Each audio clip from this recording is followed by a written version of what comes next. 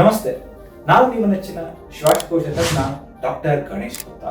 ಇಂದಿನ ಸಂಚಿಕೆ calf experts ಅಲ್ಲಿ ನಾವು ಕಫ ಬಗ್ಗೆ ತಿಳಿದುಕೊಳ್ಳೋಣ. ಎಷ್ಟು ವೆರೈಟಿ ಕಫ ಇರುತ್ತೆ, ಎಷ್ಟು ಬಣ್ಣದ ಕಫ ಮನುಷ್ಯನಿಗೆ ಪ್ರೊಡ್ಯೂಸ್ ಆಗುತ್ತೆ, ಕಫ ಎಲ್ಲಿಂದ ಪ್ರೊಡ್ಯೂಸ್ ಆಗುತ್ತೆ. ಕಫ ನಾರ್ಮಲಿ ನಮ್ಮ ಎದೆ ಭಾಗದಿಂದ, ಲಂಗ್ಸ್ ಇಂದ ಮತ್ತು ಈ ಅಪ್ಪರ್ ಏರಿಯಾ ಸೈನಸ್ ಗಳಿಂದ ಕಫ ಪ್ರೊಡ್ಯೂಸ್ ಆಗುತ್ತೆ. ಯೂಶಲಿ ಮೋಸ್ಟ್ ಇಂಪಾರ್ಟೆಂಟ್ ರೀಸನ್ಸ್ ಏನು ಅಂತಂದ್ರೆ ಸೈನೋಸೈಟಿಸ್. ಅದು ಸೈನಸಸ್ ಬ್ಲಾಕ್ ಆದಾಗ ಅಥವಾ ನೋಸ್ ಬ್ಲಾಕ್ ಆದಾಗ ನಿಮಗೆ ಪೋಸ್ಟ್ ನೇಸಲ್ ಡ್ರಿಪ್ ಅಂತ ಆಗ್ಬಿಟ್ಟು ನಿಮ್ಮ ಕತ್ತಿನ ಹಿಂದೆಗಡೆ ಅಂದ್ರೆ ಥ್ರೋಟ್ನ ಭಾಗದಲ್ಲಿ ಸ್ವಲ್ಪ ಕಿಚಕಿಚ ಅನ್ನುವ ಇರಿಟೇಷನ್ ಆಗ್ತಾ ಇರುತ್ತೆ. ಅದರಿಂದ ಕಫ ನಿಮಗೆ ತೊಂದರೆ ಉಂಟು ಮಾಡ್ತಾ ಇರುತ್ತೆ. ಅಥವಾ ನಿಮ್ಮ ಲಂಗ್ಸ್ ಅಲ್ಲಿ ಇನ್ಫೆಕ್ಷನ್ಸ್ ಆದಾಗ ಅಥವಾ ನಿಮಗೆ ಇರಿಟೇಷನ್ಸ್ ಈ ಸ್ಮೋಕ್ ಮಾಡೋದ್ರಿಂದ ಅಥವಾ ಅಸ್ತಮಾಗಳಿಂದ ಕಫ ಪ್ರೊಡ್ಯೂಸ್ ಆಗೋ ಚಾನ್ಸಸ್ ಜಾಸ್ತಿ. ಸೊ ಎಷ್ಟು ವೆರೈಟಿ ಆಫ್ ಕಫಗಳಿದಾವೆ, ಯಾವ್ಯಾವ ಡಿಸೀಸಸ್ ಅಲ್ಲಿ ಏನೇನು ಕಫ ಬರುತ್ತೆ. ಸೊ ನಮಗೆ ತಿಳಿದಂಗೆ 7 ಬಣ್ಣದ ಕಫಗಳಿದಾವೆ. ಹಳದಿ ಬಣ್ಣದ ಕಫ ಸ್ಟ್ರೆಪ್ಟೋಕೋಕಸ್ ನಿಮೋನಿಯಾ ಅಂತ ಹೇಳ್ತೀವಿ. ಜನರಲ್ ಕಾಮನ್ ಕಮ್ಯುನಿಟಿಯಲ್ಲಿ ನಾವು ಏನ್ ಅಕ್ವೈರ್ ಮಾಡೋ ನಿಮೋನಿಯಾದಿಂದ ಹಳದಿ ಬಣ್ಣದ ಕಫ ಬರ್ತಾ ಇದೆ. ಇದಕ್ಕೆ ಕೆಲವೇ ದಿನಗಳ ಆಂಟಿಬಯೋಟಿಕ್ ಕೊಟ್ಟರೆ ಕಡಿಮೆ ಆಗುತ್ತೆ. ಬ್ಲ್ಯಾಕ್ ಕಲರ್ ಕಫ ಫಂಗಸ್ ಕಫ.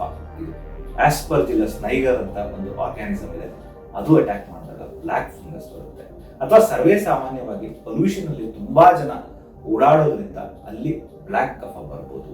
ಅಥವಾ ಸ್ಮೋಕರ್ಸ್ ಅಲ್ಲಿ ಕಫದ ಮಧ್ಯ ಕಪ್ಪು ಕಣಗಳು ಕಾಣಿಸ್ಬೋದು.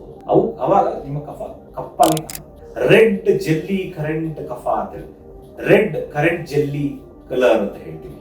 ಇದು ಕ್ಲೆಪ್ಶಿಯಲ್ಲಾ ಅನ್ನೋ ಒಂದು ಬ್ಯಾಕ್ಟೀರಿಯಾದಲ್ಲಿ ಕಾಣುವಂತ ಹಸಿರು ಕಲರ್ ಕಫ, ಸ್ಯೂಡೋಮೊನಾಸ್ ಅಂತ ಒಂದು ಇನ್ಫೆಕ್ಷನ್ ಬರುತ್ತೆ, ಅವಾಗ ಹಸಿರು ಕಲರ್ ಕಫ. ಹಿಮಾಪ್ಟೈಸಿಸ್ ಅಂತ ಹೇಳ್ತೀವಿ, ಫ್ರಾಂಕ್ ಬ್ಲಡ್ ವಾಮಿಟಿಂಗ್ ಮಾಡೋದು. ಟ್ಯೂಬರ್ಕ್ಯುಲೋಸಿಸ್, ಕ್ಯಾನ್ಸರ್ಸ್ ಅಲ್ಲಿ ಫ್ರಾಂಕ್ ಬ್ಲಡ್ ತರ ಕಫ ಬರುತ್ತೆ. ಆಂಕೋವಿಸಾಸ್ಪಸ್ ಅಂತ ಹೇಳ್ತೀವಿ, ಅಥವಾ ಅಮೀಬಿಕ್ ಲಂಗ್ ಆಕ್ಸೆಸ್ ಅಂತ ಚಾಕ್ಲೇಟ್ ಕಲರ್ ಕಫ ಬರುತ್ತೆ. ಈ ತರ ಒಂದೊಂದು ಬಣ್ಣ ಒಂದೊಂದು ಡಿಸೀಸ್ಗೆ ಅನುಗುಣವಾಗಿರುತ್ತೆ. ಸೊ ಯಾವುದೇ ಒಂದು ಬಣ್ಣ ವಿಕಾರವಾದಾಗ, ನಾರ್ಮಲ್ ವೈಟ್ ಕಲರ್ ಇಂದ ಬೇರೆ ಬಣ್ಣಕ್ಕೆ ಟರ್ನ್ ಆದಾಗ ನೀವು ಆ ಕಫದ ಬಗ್ಗೆ ನಿಷ್ಕಾಳಜಿ ಇಟ್ಕೋಬಾರದು.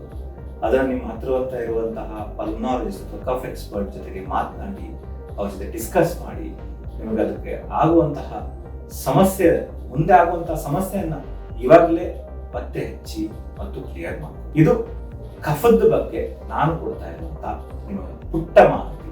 ಸೊ ಯಾವುದೇ ಕಫ ಇರಲಿ, ಕಫ ಕರಗುವಂತ ಮೆಡಿಸಿನ್ಸ್ ಇರುತ್ತೆ, ಮ್ಯೂಕೋಲೈಟಿಕ್ಸ್ ಅಂತ ಹೇಳ್ತೀವಿ, ಅಥವಾ ನೆಬುಲೈಸ್ ಮೆಡಿಸಿನ್ಸ್ ಇರುತ್ತೆ. ಅದರಿಂದ ಈ ನೆಬುಲೈಸ್ ಮೆಡಿಸಿನ್ಸ್ ಇಂದ ಕಫನ ಹೊರಗಡೆ ತಳ್ಳಬಹುದು, ಅಲ್ಲೇ ಲೈಸಸ್ ಮಾಡಬಹುದು. ಸೊ ಈ ತರ ಮೆಡಿಸಿನ್ಸ್ ಅನ್ನ ಕೊಟ್ಟಾಗ ನಿಮ್ ಕಫ ಹೊರಗಡೆ ಬರುತ್ತೆ. ಕಫ ಬ್ಲಾಕ್ ಆಯ್ತು ಅಂತಂದ್ರೆ ಅಲ್ಲೇ ಅದು ಈ ನೈಡಸ್ ಅಂತ ಹೇಳ್ತೀವಿ, ಒಂದು ಬ್ಯಾಕ್ಟೀರಿಯಾ ವೈರಸ್ಗಳು ಗ್ರೋ ಆಗಕ್ಕೆ ಒಳ್ಳೆ ಮೀಡಿಯಾ ಆಗುತ್ತೆ.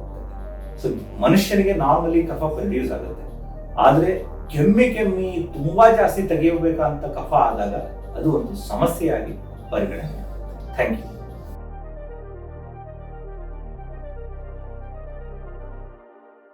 Experts are here. ಮನೆಯಲ್ಲಿ ಎಲ್ಲರಿಗೂ ಕೆಮ್ಮಿನ ಕಾಟ, ನಿದ್ರೆ ಬರದೆ ಜೀವನವಾಗಿದೆ, ಗೋಜಲು ಗೂಟ. ಅಪ್ಪನ ಕೆಮ್ಮು ಅಮ್ಮನ ಕೆಮ್ಮು ನಿಲ್ಲದ ಸದ್ದು, ಅಜ್ಜಿ ಅಜ್ಜನಿಗೂ ಬೇಕಾಗಿದೆ ಸರಿಯಾದ ಮದ್ದು. ಅಂಕಲ್ ಆಂಟಿ ಅಣ್ಣ ತಂಗಿ ಎಲ್ಲರೂ ಸುಸ್ತಾಗಿದ್ದಾರೆ, ಗಂಟಲು ನೋವಿನಿಂದ ಎಲ್ಲರೂ ಕಂಗಾಲಾಗಿದ್ದಾರೆ. ಪ್ರತಿ ಕ್ಷಣವೂ ಕೆಮ್ಮು